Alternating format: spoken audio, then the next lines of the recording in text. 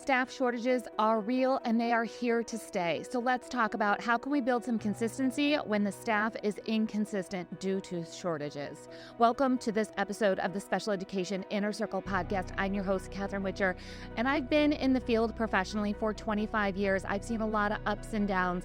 I've seen staff shortages in the past, but we all know we have not seen staff shortages like this in anywhere in the recent past.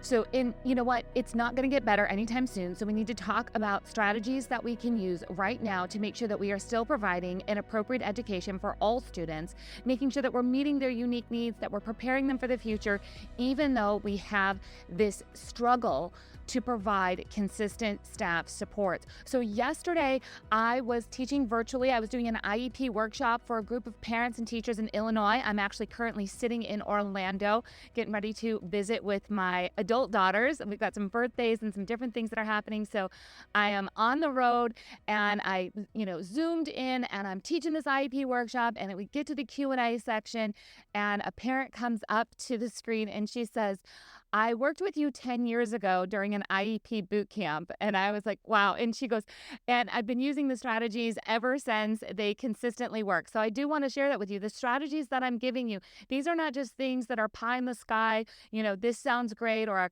reading a book about strategies and hoping that they're going to work in the real world of what's happening in special education. I'm giving you the things that are working right now in real time, but they also have been proven long term. So she says, "I have a question. I'm excited to be back here 10 years later, working with you. And I have a question about my son's aide is consistently changing. They cannot find one person that will show up on a regular basis.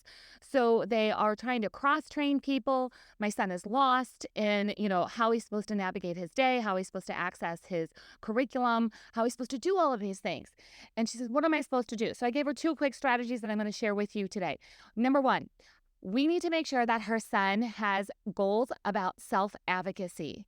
We need to make sure that we're empowering a student to have a voice, that we are sharing with them how they can ask for help in multiple different situations, what they should be asking for beyond just, "I want help." We need to make sure that they understand that they have, access to supports on a regular basis and that they do not need to struggle through their day. So self-advocacy looks different for every student, and that's something that we need to look at. What does this child need to self-advocate for themselves so they're not getting, frustrated and overwhelmed throughout the day due to the changes in staff? So we want to provide as much self-advocacy support as possible.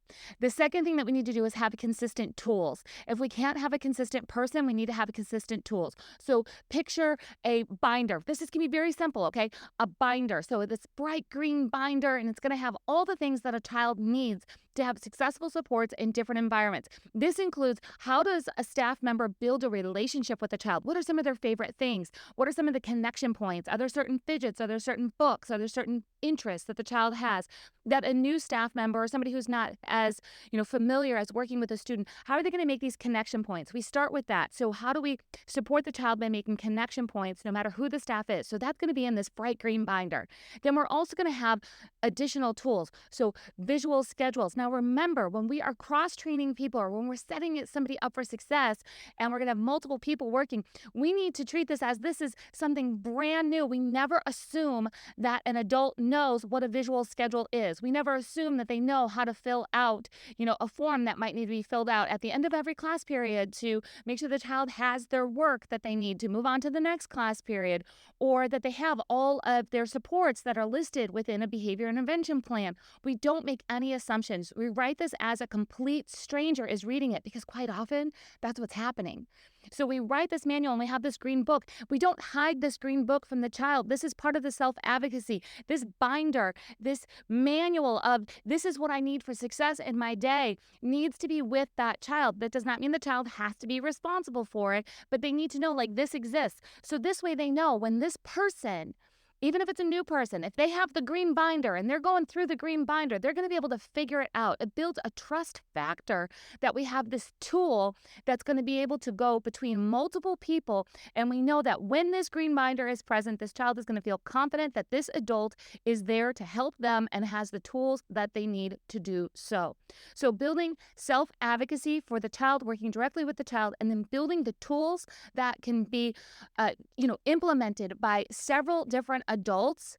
These are two strategies that can be very, very successful in making sure that a child is being supported even though staff is rotating. If this was helpful to you, if this is something that you went, yes, okay, I need to make this binder. Yes, we need to get more self-advocacy for your child or for your students. Could you like, share, comment? If you're on Apple Podcasts, leaving a review helps us more than you know. It helps us get this out to more parents and teachers and get solutions so we can make sure every child is getting the education that they need to be prepared for the future.